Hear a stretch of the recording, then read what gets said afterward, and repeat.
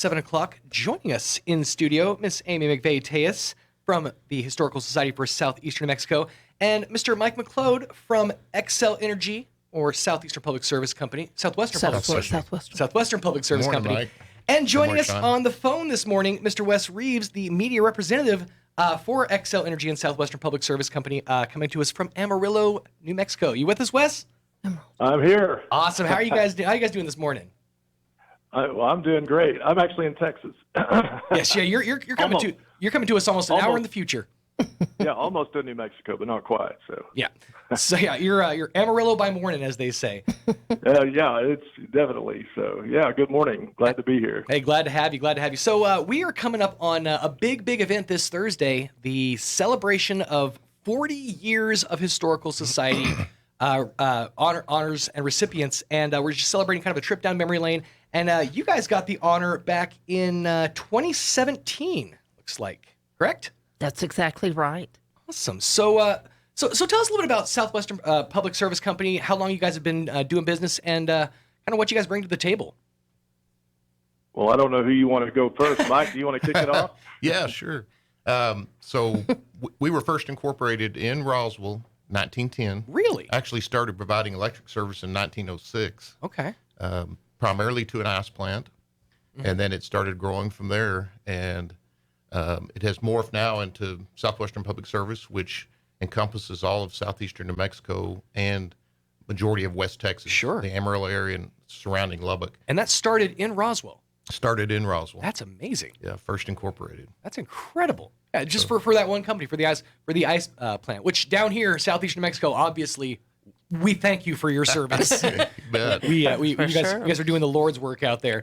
Well, it's been an honor to serve here. You know, it's a great place, and our company, they always refer to Roswell as sort of the founding location, even though since then we've merged with several other companies in Colorado and Minnesota. But the Southwestern Public Service portion, definitely the roots are deep in Roswell. Absolutely. So, Wes, I understand that you're sort of the historian of Southwestern Public Service Company. Well, you know, what happened was people started bringing me all their junk.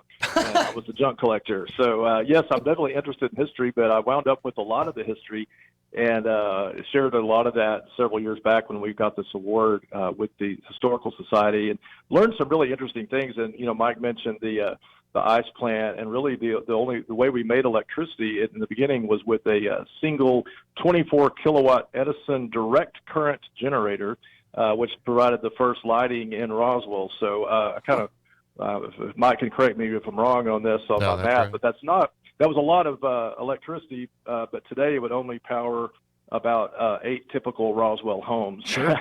But in 1904, it was enough to get Roswell started in the modern age, and so it all began there. And that's astonishing to me, because I mean, just thinking about how the roots of electricity and how early it was, and that you guys were working with direct current, and how things have just changed since then. You know, we've undergone so much change, and there's so much more power that's needed. Back in the day, I just feel like it was like 6 guys on an exercise bike just cranking it out in 12-hour shifts. Pretty close to that, really, when you think about it. And it's interesting too, because each town in the area just had their own power plant and had their own power system. And the predecessor company there in Roswell linked Roswell down to, I believe, Artesia and on down to Carlsbad with a transmission line. So that's really what began creating a multi-city company, before every town just made their own electricity.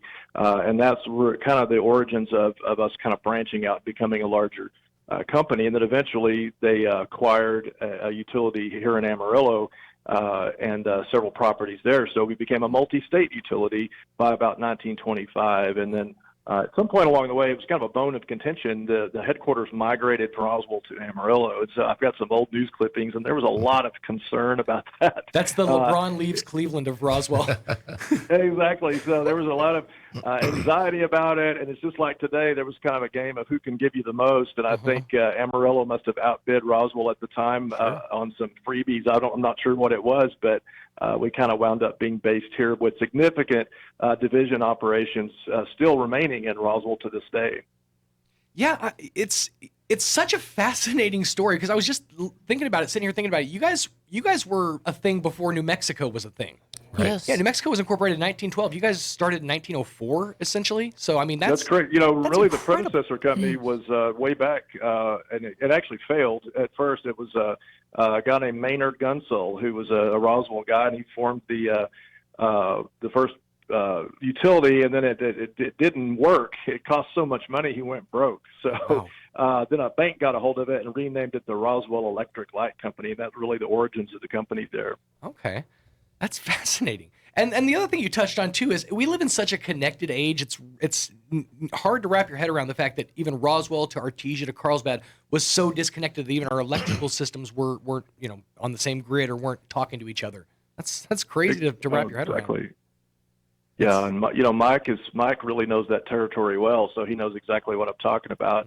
Trying to get from Roswell down to Carlsbad is quite a hike. So it's really it's a changed. big deal. Even just in the last 40 years, we've gone to large generating stations, more transmission lines. We used to have a power plant downtown Roswell that was decommissioned in the early 80s. Had a power plant in Carlsbad. Actually had a little hydro plant on the Pecos River in Carlsbad.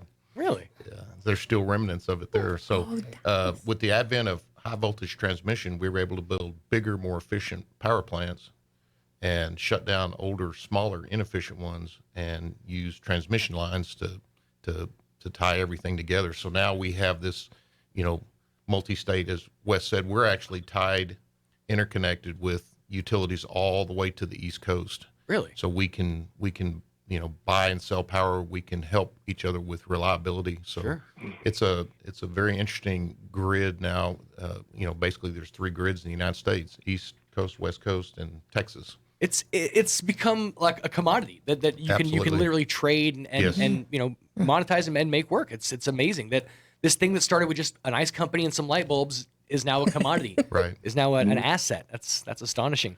Now, obviously, we're celebrating 40 years of Heritage Award recipients this Thursday at the event. It's going to be a drive-through walk down memory lane. It all starts at the Historical Society at 200 North Lee. I have a short presentation there. There'll be a video that you can watch later at ksvptv.com. And also, then the caravan will go to Pepper's Grill and Bar, where there's just a fantastic menu set up. It's too late to sign up, right? It's not. It's really not. You guys If you're are pushing it, listening, man. we are pushing it, and I think it's important for us to let me take a step back for just a minute. Sure. We're walking down memory lane. And my father gave most of his adult life to Xcel and Southwestern Public Service Company. I will never underestimate the power of what they offer to us. But I think the segment that we have left out is their community involvement. Oh, absolutely. Xcel is our family. I consider Mike Mcleod family in many ways. But one thing that I don't hesitate to say is organizations like us wouldn't exist without them. They have been our lifelines. And at the darkest of times, Xcel is there. Xcel is there to help, whether it's light bulbs, whether it's helping with 4th grade school tours, whether it was me going to cooking school classes and doing things safely, whether it was Ready Kilowatt in my little pens and making us proud to conserve electricity. They've always been there. So as historical as they are bringing lights, I think they've made a name for themselves equally as humanitarians, helping us to do what we need to do and doing it with a smile. Yeah, and always offering whatever it is. They want to help a little bit more any way they can. But it is not too late to celebrate all this. I'm impressed that you guys are holding that so long. So if somebody just found out today, we need the money just as much as Pepper does. And I think it's important for people to support local. Pepper's has been there since the beginning of these dinners, I think. Absolutely. Yeah, no, every And time. I think Xcel has And too. always do a great job. Adam and Neil, my goodness, they always do. So the food is more than worth it. The help, we could never ask and thank enough for all the help we get, but it's not too late. I talked to Adam. Thank you, Adam, and and everybody at Peppers. Call today, and we will make it happen. I would love to help them more, and we need the help. So we can never thank you enough. But after today, I have exhausted all efforts, and I don't think I can do much more. I completely understand. You've given all. So, but we can deliver. We can deliver, Okay. or you can pick up. So call to the museum today at 622-8333 for more efforts. Or if you just want to make a donation, you can log on to the website at RoswellNMHistory.org. Absolutely. And you touched on something back there a moment ago that Xcel, they really are a very humanitarian, in Southwestern Public Service, a very humanitarian company. They work a lot with communities. I have had nothing but Xcel like free light bulbs, that I get at like events for the last like 5 years. Because you guys are always out handing out free light bulbs, but it's more than that. You guys have, just even over the past 2.5 years with the pandemic, easing restrictions and not cutting people off in just those little things that the Xcel did. I mean, that spoke volumes. When other companies were just, pulling the rug out from underneath people, you guys were there for communities. That was a difficult time for everyone. Absolutely. So whatever we could do to help people sort of get through that. But, giving back to the community is a core value of Xcel Energy, and it was of SPS.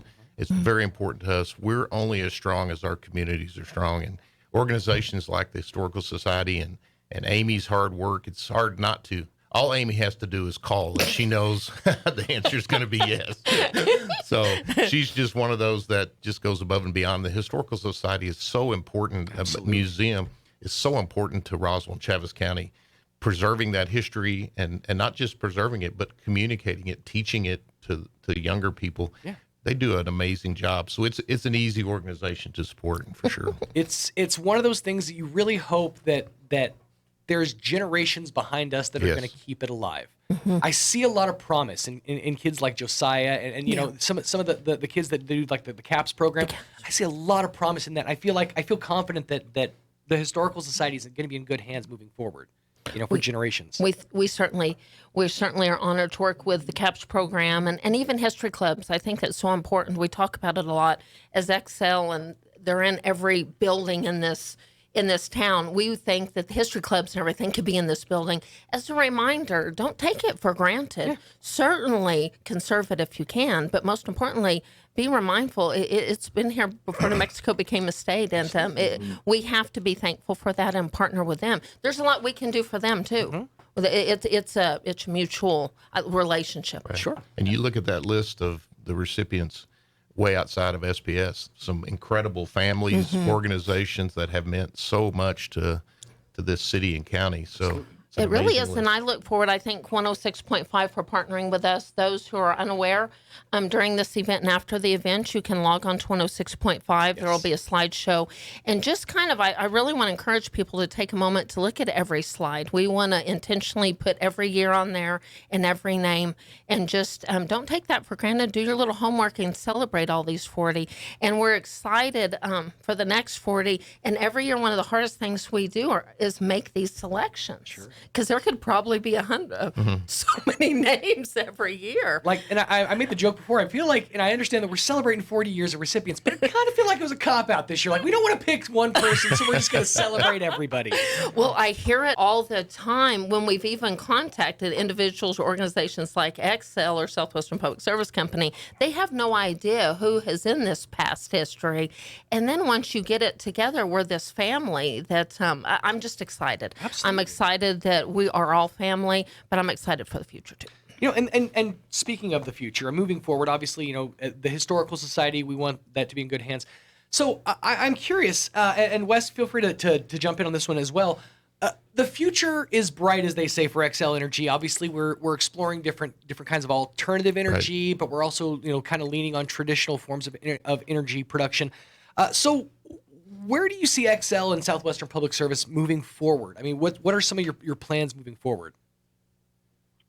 Well, Mike can sure join in on this because he's the boots on the ground, but we're definitely moving toward a different type of future in terms of carbon-free sources, electric vehicles. A lot of things that seem kind of futuristic to us are really starting to come to pass, and we've launched our electric vehicle program in New Mexico, and Mike's been really hard at work on that. You'll begin to see car chargers, in-home charging. So it's really going to revolutionize how people think about electricity. And I wasn't sure I was going to live to see all this, but I think it's going to happen. So, Mike, you can add to that. I'm sure. Yeah, no, you make a great point, and it's not all about renewables. That's an important part of the mix. No, and it's about carbon sequester on gas plants. It's about how to better operate our coal plants, for the end of their life. It's about how to best utilize electric vehicles, as Wes said. So we believe the answer is all the above. We are trying to take a very systematic approach, keep the cost as low as possible for our customers, high reliability, but work toward a carbon-free future that most everyone is aspiring to. And it's sort of all uncharted territory right now. I mean, you guys are kind of like swashbuckling into the field of you don't know what's next and what you're. That's a great point, and we expect that, and we publicly say this, that technology is going to have to help us along the way. We think there's got to be a lot of innovation in battery storage, and carbon sequester, and a lot of different areas, and so we're going to have help with technology to meet those goals. Absolutely. What's interesting is our big energy companies like ExxonMobil out in southeast New Mexico, they're also working toward a sustainable future. And recently, we're buying gas or natural gas from them that we're using in our power plants that's been certified in a way that shows that they are taking steps to reduce emissions. So all these companies are working really hard at this, and we're really all in this together, and we'll get there together. Absolutely. It's one of those things we're just kind of, walking in blind and hand in hand, we're going to make it work somehow. Absolutely. Exactly. Absolutely. Well, I'm excited for this dinner. It's awesome to kind of look back at history and just looking at this list. I mean, just some of the names. The one that popped out to me instantly was John and Betty King, because when I started my career, they were still here in Roswell. They were kind of the godfathers of radio. That's Roswell. true. And just some of these amazing names on this list. I mean, it's going to be a great chance to celebrate really the history of Roswell, and that's what we're excited about, and the history of southeastern New Mexico, and the food. Oh, it's always awesome. I mean, that sounds amazing. Absolutely. You're making me hungry. Mike always takes me to Peppers every time I come. In fact, I'm long overdue for a trip. I was going to say, we got to get Wes down here and get him in studio with you guys. Absolutely. Yeah, they bring the heat every single time with the menu at Peppers, but this one they're pulling out all the stops. It's $100 for a dinner for two. That's gonna be 2 people, and then it's $500 for the table of 8. That also includes the swag bags, the centerpiece, as well as for the $500 that includes delivery. If need be. But delivery is also available in the Roswell area for an additional $10. And again, all the proceeds go to benefit the Historical Society and keeping the doors open, keeping the lights on, and making it work for them. That's what it's all about. We are just thankful to everybody that's made it happen. And we talking about Xcel in the future, we look to our future too. We're excited, and we know that none of us are going anywhere. We're going to work together and do great things, and we could never thank Xcel enough for the support we've had in the past. Absolutely. It's funny. I've entered that generation where, because when I was a kid, my parents used to take me where they grew up, and they'd point out stuff, and they'd be like, well, that used to be the tire store over there. We used to hang out at that place. It was a gas station, and I'd be like, okay, Dad, all right. Literally, I was driving around with my kids the other day, and I went, that used to be a Tasty Freeze. And I instantly had that moment of like, oh no, we're becoming our parents. But it's true. As you enter new generations, new eras of life, it's important to kind of keep that eye and that memory on history. I'm part of the Remembering Roswell Facebook page. It's amazing to me some of the stuff that they remind me that there used to be a block-wide department store here in downtown Roswell. Just some of the stuff that a bygone era. And that's what the Historical Society is doing, is they're capturing that, and they're putting that on a pedestal in a place where it needs to be and revered, and it's awesome work. You bring up a good point. During COVID, and even at the hardest of times, there was never a time you couldn't get in your vehicle and take a trip down memory lane. That's right. Yeah. Absolutely. I really believe that, I always say history helps us understand our present a lot more. And I think a lot of anxiety that we have in the world is we think we're flying blind, and we're not. All we've got to know is know our history and see that all these folks, they got through it, and they figured it out. And I think that really helps people So it's beyond just fun. I think it's very important to Absolutely. how we live, to know our history. You're absolutely right. It's something that needs to be paid attention to, because if paid attention to properly, there really is a roadmap for what we're supposed to do for the next steps that It we need truly to is. take. It may have different words and terms and different technology, but it's, humanity is kind of the same, And that's and has been for that's many the years. key to moving forward too, is taking that and also applying the technology we have today, some of the resources we have today, and kind of synergizing the two things to make them work together. Right. So, well, I'm very excited. So this is the final day. Get your RSVP in now. This is the first you're hearing about it. First of all, welcome to the world of radio. Secondly, because we've been talking about this for a long time, but this is the last day. If folks want to RSVP, how do they reach out to you? Best scenario is call the society at 622-8333, or you can call me direct on my cell, 575-915-4471. Call to verbally affirm the reservation, and then you can go online to make that payment. Absolutely. And again, 622-8333. Or if you want more information, it's roswellnmhistory.org, and that's all the info that you need to know. It's a fantastic menu. It's a fantastic event to celebrate 40 years of Heritage Award recipients, and really just to look to the future. That's exactly right. Keep our eyes on the horizon. Well, thank you guys so much for joining us. Thank you. Anytime you guys are back in the area, of course, you have a parking spot here, basically. Anytime you guys are back in the area, come on back to us. And Wes, thank you so much for your time. I do appreciate Thank you. you, Wes. Great to join you, Amy. Good hearing from you. I wish I could see you, but just let's make it happen. So. Absolutely. 622-8333, roswellnmhistory.org. Get your RSVP in quick. Mike, Amy, Wes, thank you guys so much for your time. We really appreciate having you. Thank here. you. Thank Have you. a great day. Appreciate it. Absolutely. 19 minutes away.